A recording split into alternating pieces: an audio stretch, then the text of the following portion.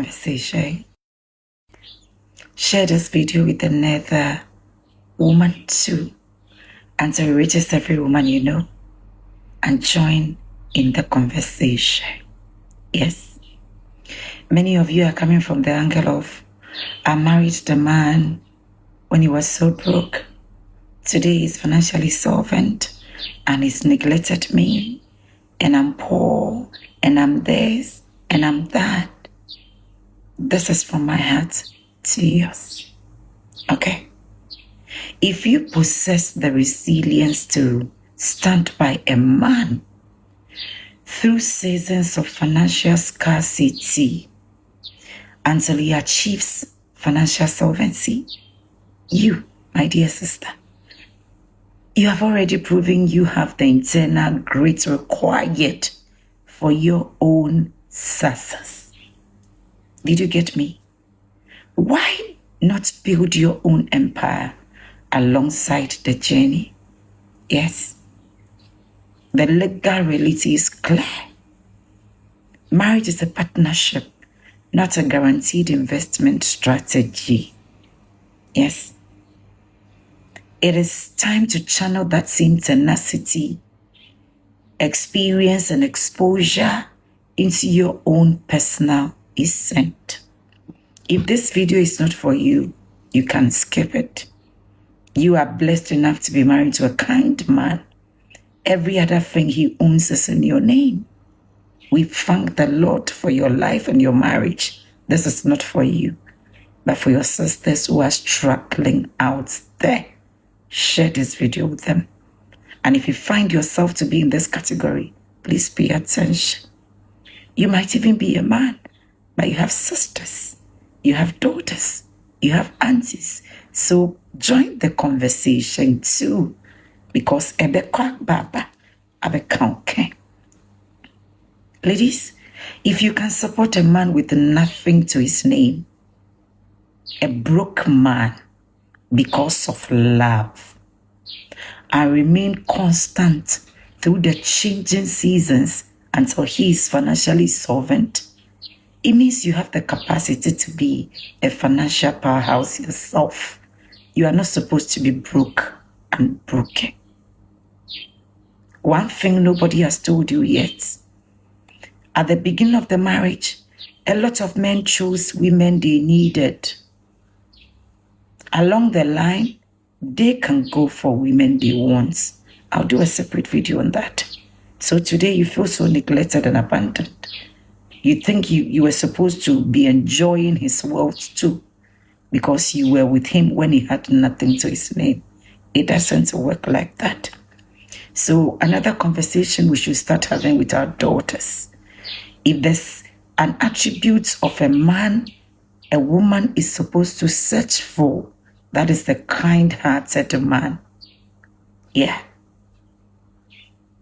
You are supposed to be a financial powerhouse yourself. If according to you, you married a man poor, broke, and you, according to your statements, what many of you claim that you have supported him to become financially solvent today, then it means you are supposed to be a financial powerhouse yourself. Yeah, because the helper knows more than the person he was helping. Don't leave your potential on the sidelines. Build yourself along the way. As the courts often remind us, marriage is not an investment with a guaranteed return. Wise up and invest in your own growth too. Yeah, the same strength you use to build up a man is the same strength you need to build up yourself. If you can navigate the seasons of his struggle, you have the capacity for your own success. Start building your own assets now. Some decades ago, many went into marriage for love and willing and ready to do life with another human being. Today, everything is about who gets what. Transaction.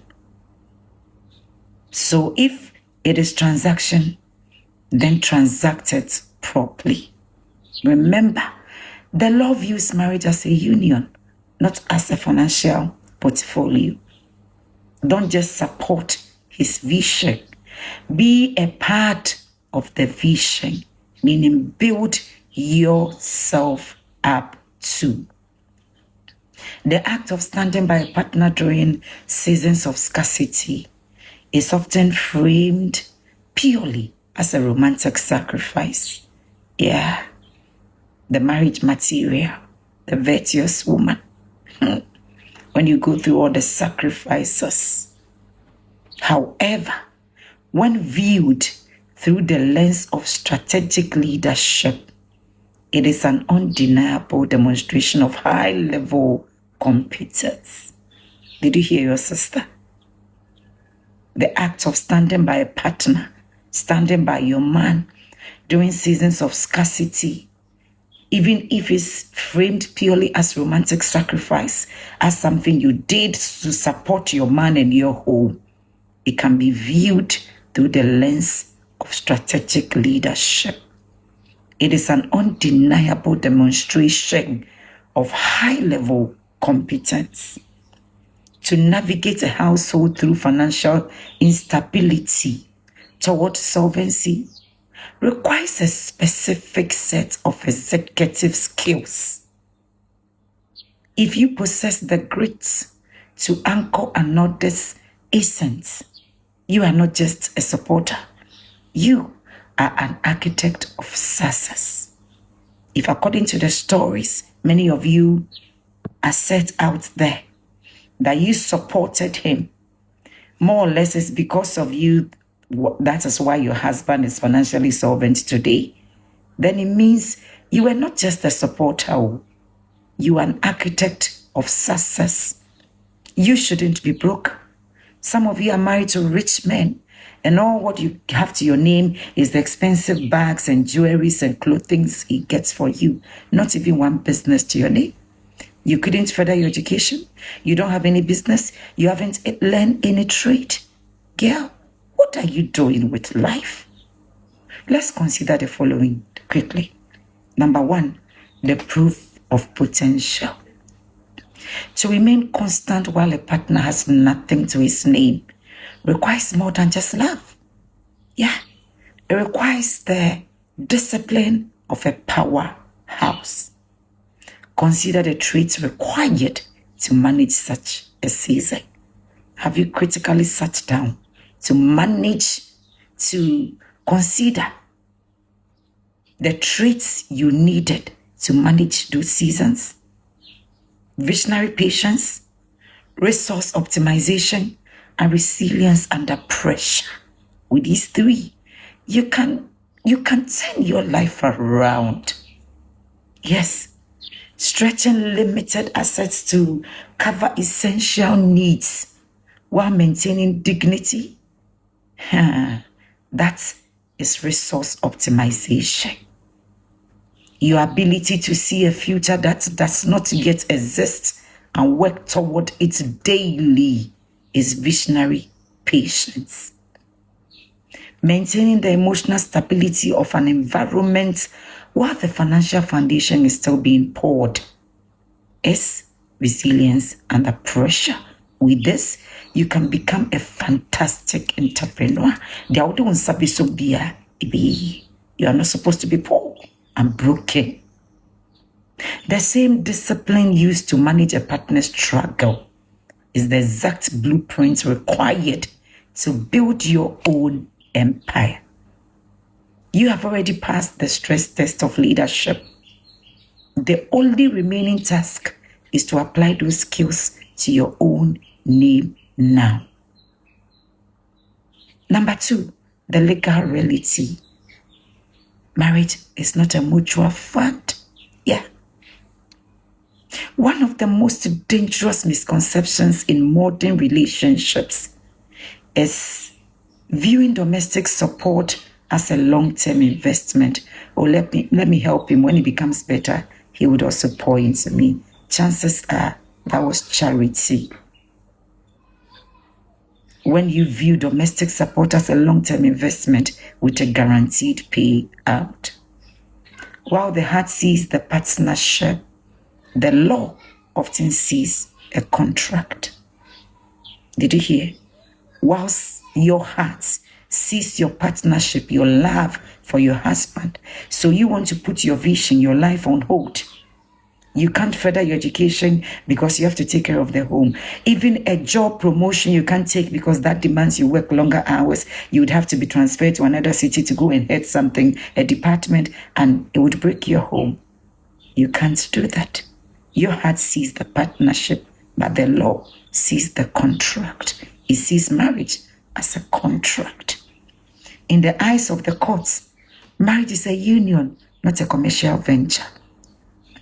When a union dissolves, I hope you've heard the judgment of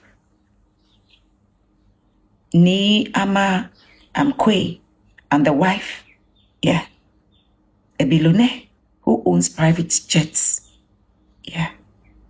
When a union dissolves, nobody is hoping for your marriage to dissolve. No, nobody enters marriage and think that in the next 5, 10, 20 years, I'll back out. No, but life happens.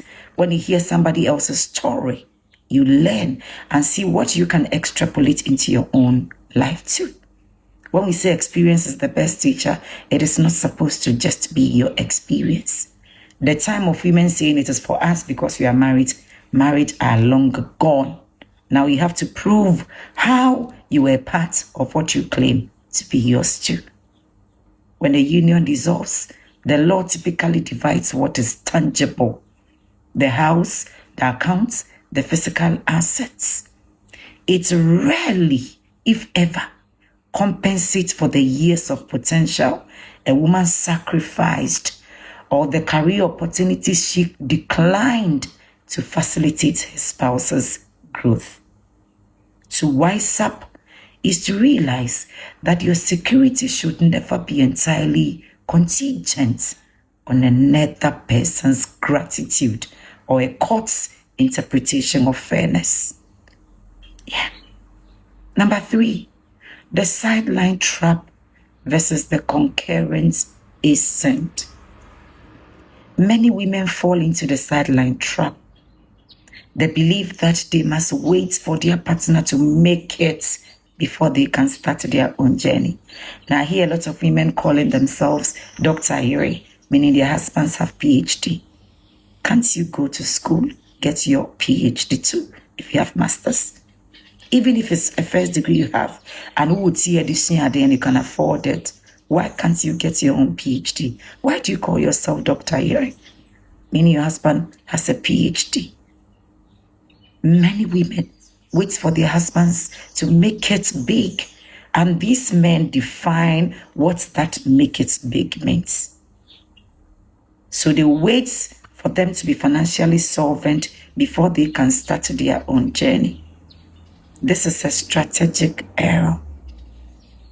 A sophisticated partner is a concurrent ascent, where both individuals are building their personal and financial identities simultaneously. Building yourself along the way does not diminish your support for your partner. That is why he will leave you and go for an excess of for, because the gap is like this. Once he was growing and developing, you were just there. And the time will come, he wants a woman of his kind, not a woman he started life with. There's a huge difference between a woman a man wants and a woman a man needs. Building yourself along the way does not diminish your support for your partner. It fortifies the entire household. It creates a coherent identity where the family stability does not rest on a single point of failure. There are lots of women today that should anything happen to your husband, taking care of the home and the children would be a struggle. When you invest in your own growth, you are providing a safety net for the very love you cherish too. Number 4, mastering your own financial identity. To shift from being a supporter to becoming a powerhouse, you must cultivate a standard of self-reliance that matches your capacity for devotion. This involves skill preservation, assets ownership, and intellectual tenacity. If you see marriage as transaction, transact it well then. Never letting your professional creative tools grow down while you manage the domestic sphere. While you become a good wife and a great mother, you take care of the woman God created you to be too by preserving your skills. That is skill preservation. Ensuring that your name is associated with tangible growth and independent financial footprints. That is asset ownership. Some of you use your own money to support your man to build assets, and he goes register it in his name and comes back to tell you, oh, we are married. You buy your own car, and for him to go and license it, register it, he go do that in his name and come back to tell you it's for the family. After all, we are married. If it is for the family and it's for the good of the union, why couldn't he do the same in your name? The things he provided by himself or by himself, why is it not in your name only? Why is it in only his name? But the things you have been able to acquire within the marriage, it is still either in his name only or it is in your name, the two of you, and you don't see anything wrong with it. Says, wiser. Intellectual tenacity. Staying informed and engaged with the world of exposure and experience so that you are never left behind. Don't let marriage be your highest achievement in this life. That is it. You were pregnant before you got married, and after giving birth all these years, you never got back because of the pregnancy. You had to put it on hold. Today, after all these years, one got to your so one to school, so wouldn't business be here? The man taundi, one taunche, when your life is in danger, my dear sister. Number 5, I don't want this video to be so long. So the last one, the regal standard of self-reliance.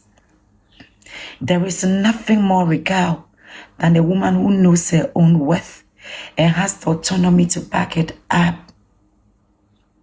Supporting a partner through the changing seasons is a noble act, but neglecting your own potential is an act of self-sabotage. Recognizing that your capacity to build someone else is the ultimate proof that you can build yourself. Do not wait for a solvent future to begin your own work. The same tenacity, experience, and exposure that you use to help him reach his goals is the fuel for your own 365-day ascent. Invest in your own growth with the same fervor you used to protect his. Because a life of meaning and fulfillment is one where you are the protagonist of your own sources. So if you claim you married him poor and you've been able to support him to become financially solvent today, then you are not supposed to be broke. Get back to work and build your life too. The Lady Kezia is my name. I address the difficult yet necessary conversations we know we are supposed to have with our own selves and with the people we love. I'm a licensed psychosocial counselor and a transformative mindset coach. If you want to talk to someone, if you want to work with me, visit my profile channel or page. My link is there, and book a session with me. We can become more, do more, and give more. In the comment section, let me hear what resonates with you. Much love.